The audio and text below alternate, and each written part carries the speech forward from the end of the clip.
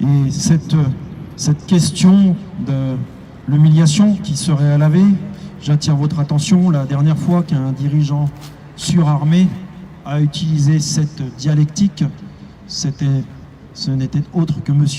Hitler en 1938. On a donné la Tchécoslovaquie aux appétits d'Hitler, ça ne lui a pas suffi, et on s'est retrouvé avec une guerre mondiale et des millions de morts. Alors cet après-midi c'est important parce que le peuple ukrainien subit une agression extrêmement violente, parce que cette agression extrêmement violente demain ça pourrait être l'agression de toute l'Europe entière, et puis qu'il faut toujours, à mon avis, dans le monde défendre les démocraties face au régime totalitaire. Oui, Monsieur Poutine, où allez-vous vous arrêter? Là est la question. Aujourd'hui, l'Est de l'Ukraine, demain toute l'Ukraine. 75 à 80% du territoire ukrainien est entouré par des forces russes avec un surarmement. Alors évidemment, l'Ukraine a une force militaire aussi, mais qui est sans commune mesure avec la force militaire russe aujourd'hui. Voilà pourquoi toute l'Europe doit se soulever. Le désir des peuples aujourd'hui, qu'ils soient biélorusses ou ukrainiens, il est très simple, c'est la démocratie. C'est tout. Et ça, c'est l'histoire qui va dans ce sens. Monsieur Poutine, aujourd'hui, ne va pas dans le sens de l'histoire. Bien sûr, en Ukraine, on a des familles, des amis qui restent, mais ils gardent tranquillité. Il est déjà préparé, donne une très bonne défense et nous sommes avec eux.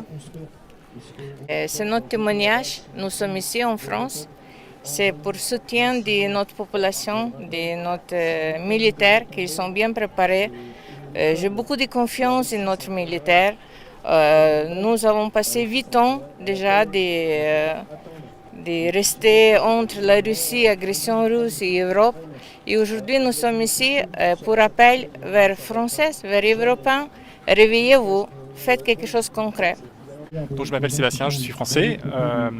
C'est vrai que là aujourd'hui je porte un drapeau bélarusse et je suis derrière la bannière ukrainienne.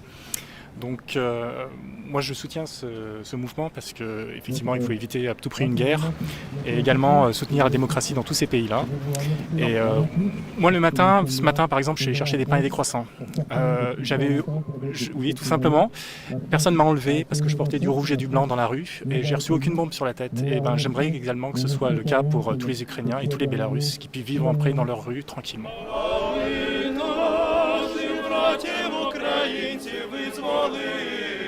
А ми нашу славну Україну, гей, розвеселимо.